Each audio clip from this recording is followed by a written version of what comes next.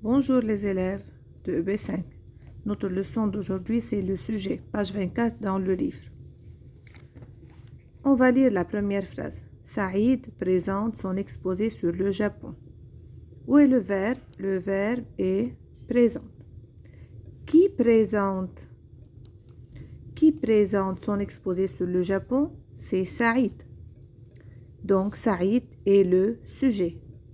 Le sujet, c'est qui fait le verbe, qui fait l'action, qui présente, c'est Saïd. Donc Saïd, c'est le sujet. On va mettre ici Saïd et le verbe présente. Quelle est maintenant la classe grammaticale de Saïd? Saïd, comme vous savez, c'est un nom propre. Donc, on a connu la première classe grammaticale du sujet, c'est nom propre. Saïd, Nada, Nahla, n'importe quel nom propre autre que Saïd. On revient ici maintenant. Les habitants du pays vivent dans les villes. Le verbe c'est vivre. Qui vivent dans les villes? Qui vivent dans les villes? Donc vivent ENT, alors le sujet est au pluriel. Qui vivent dans les villes? Les habitants du ville. Donc c'est le sujet.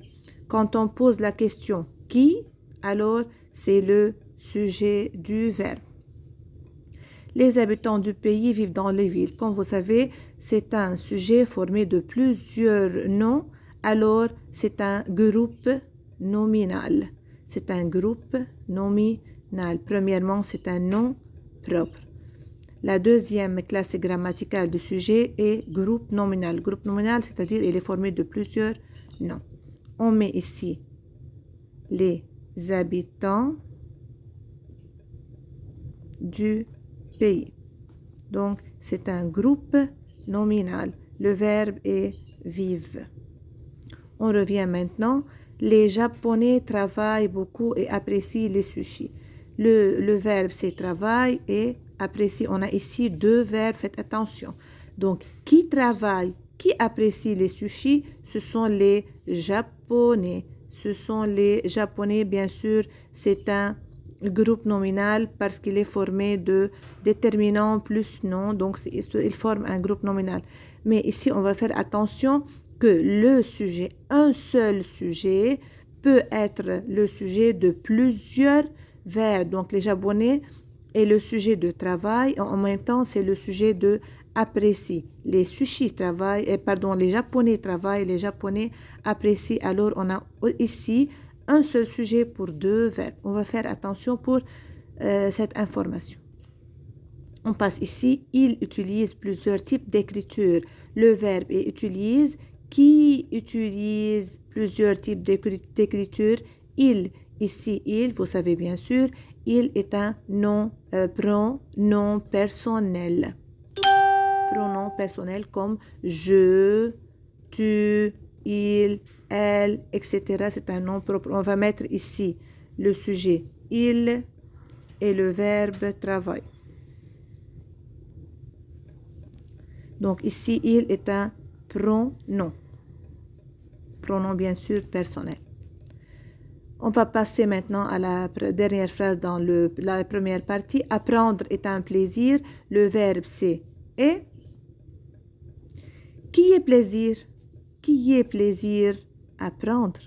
Ici, le sujet, regardez, il prend à la fin RE. C'est un verbe à l'infinitif. C'est un verbe à l'infinitif. Donc, le sujet peut être un verbe à l'infinitif. On va mettre ici, le sujet, c'est apprendre. Et le verbe, c'est est. Quelle est la classe grammaticale de apprendre? C'est un verbe à l'infinitif. Donc, on revient maintenant, on va réviser. La classe grammaticale du sujet, il peut être un nom propre comme Saïd, il peut être un groupe nominal comme les habitants du pays, il peut être un pronom comme il peut être un verbe à l'infinitif comme apprendre. Passons maintenant à la remarque suivante. Tu présentes ce pays. Le verbe c'est présente, le sujet c'est tu, un pronom personnel. Le sujet est placé ici avant le verbe. Normalement, Habituellement, le sujet se trouve avant le verbe. C'est d'habitude. Mais il peut être placé après le verbe comme la phrase suivante. Pourquoi présentes-tu? Présentes-tu. Ici, c'est le verbe. Ici, c'est le sujet. Comme vous savez, comme vous voyez, le sujet se place ici après le verbe. Donc, c'est un sujet, on dit inversé ou bien postposé. Inversé. Pourquoi il est inversé? Regardez, c'est une phrase interrogative. Donc, quand on pose une question, le sujet peut être placé après le verbe. Postposé ou bien on dit il est inversé. Et la dernière remarque, disait la phrase écoutez les consignes. Ici, c'est le verbe écouter. Qui est le sujet de écouter? Il n'y a pas de sujet écrit ici. Pourquoi? Parce que c'est une phrase injonctive ou bien c'est un verbe à l'impératif. Quand on a un verbe à l'impératif, le sujet n'est pas exprimé. Il est sous-entendu. C'est-à-dire, nous, on va savoir que le sujet de écouter est vous, mais on ne l'écrit pas. C'est un sujet muet ou bien on ne l'écrit pas. C'est un sujet non écrit. Donc, c'est la phrase injonctive. Le sujet n'est pas écrit. Et merci pour votre attention.